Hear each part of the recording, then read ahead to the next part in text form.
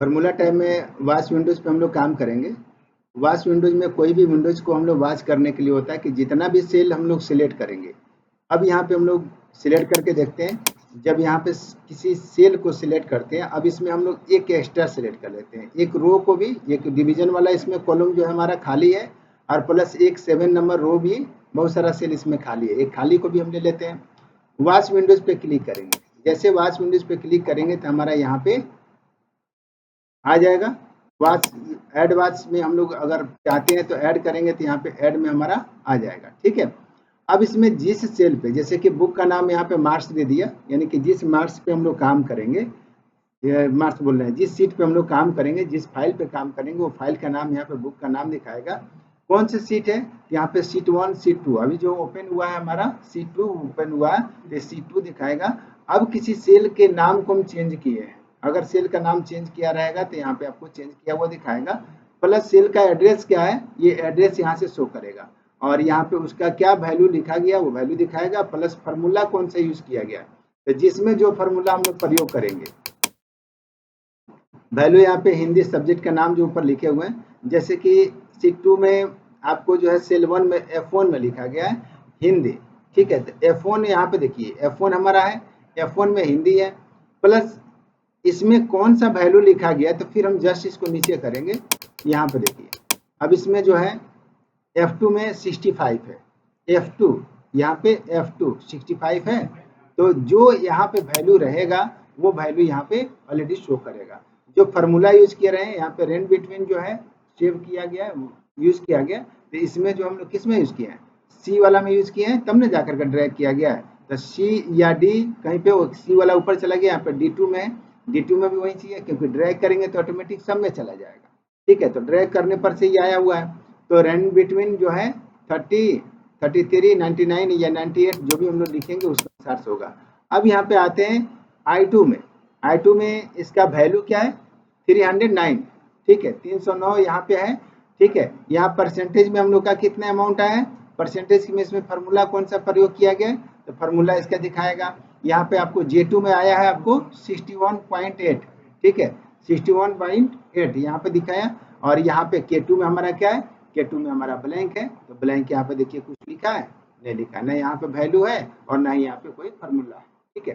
तो जहाँ पे हमारा ब्लैंक रहेगा वहाँ पे ब्लैंक दिखाएगा, जहाँ पे वैल्यू रहेगा वहाँ पे वैल्यू दिखाएगा, या कोई उसमें फार्मूला यूज किया है तो फार्मूला को भी शो करेगा, ठीक है। यहाँ पे फार्मूला लिखा गया उसका फार्मूला शो कर रहा है, यही होता है वॉच विंडोज, ठीक है। तो वॉच विंडोज में हम लोग करेंगे। अब यहाँ पे आते हैं कैलकुलेशन ऑप्शन, तो कैलकुलेशन ऑप्शन का एक सीट खोल लेते हैं, और सीट में हम लोग क्या करते हैं कि अगर कोई वैल्यू हम लोग लिखते हैं,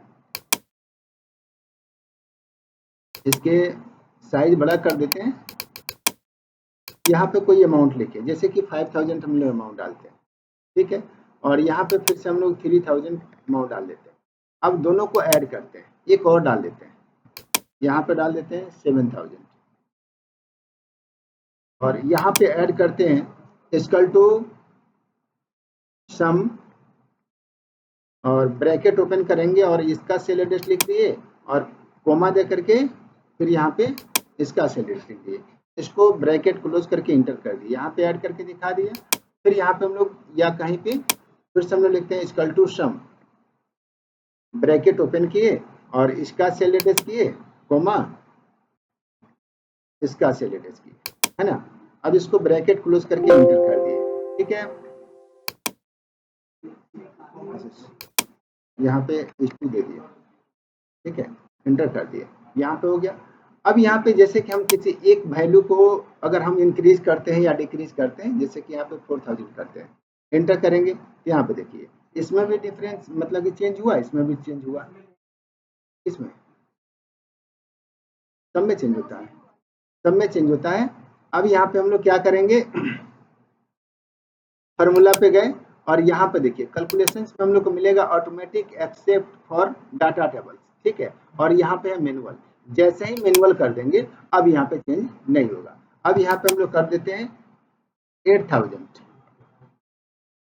एंटर करेंगे, कोई फर्क पड़ा, कोई इफेक्ट नहीं पड़ा, यहाँ से कोई चेंजिंग करने के बाद में नहीं पड़ेगा, क्योंकि यहाँ पे हम लोग मैनुअल करते हैं। मैनुअल जब रहेगा तो ये दोनों ऑटोमेटिक में दिखाएगा, लेकिन मैनुअल कर देंगे तो नहीं दिखाएगा। ऑटोमेटिक एक्सेप्ट पर डाटा टेबल्स पे जैसे क्लिक करेंगे यहाँ पे, तो देखिए यहाँ पे चेंज करके दिखा दिया, हैश नहीं, यहाँ पे इसका स्पेस ज़्यादा होना चाहिए, तो यहाँ पे दिखा दिया। तो ये चीज़ होता है। अब यहाँ पे हम लोग करते हैं जैसे कि यहाँ पे मैनुअल कर देते हैं, ठीक है। मैनुअल करने के बाद में हम लोग यहाँ पे कर देते हैं 5000, ठीक है, चेंज नहीं हुआ। अगर हम इसमें कर देते हैं 2000, चेंज नहीं हुआ। यहाँ पे कर देते हैं 9000, चेंज नहीं हुआ, ठीक है। लेकिन जैसे हम लोग करेंगे कैलकुलेट नाउ, ठीक है, तो कैलकुलेट नाउ करेंगे तभी चेंज हो जाएगा, मतलब कि अभी जहां जहां चेंज किए रहेंगे। और प्लस यहाँ पे कैलकुलेट सीट, यानी कि पूरे सीट को हम चाहते हैं कि इसको कैलकुलेट करें, तो पूरा सीट भी हमारा चेंज हो जाएगा जहां जहां चेंज किए रहेंगे। जैसे यहाँ पे देखिए कैलकुलेट सीट या कैलकुलेट नाउ पे क्लिक करते हैं, यहाँ पे दोनों में चेंज हो गया। हम किसी एक को यहाँ पे कर देते हैं 6000, ठीक है। अब यहाँ पे क्लिक किए, चेंज नहीं हुआ। लेकिन जैसे करेंगे कैलकुलेट सीट, तो सीट में जहां पे भी हम लोग कैलकुलेशन किए रहेंगे उन सभी कैलकुलेशन को एक ही बार में सब जगह चेंज कर देगा। कैलकुलेट सीट यहाँ पे क्लिक कर दिए, यहाँ पे देखिए 6 5 11 होगा, है ना।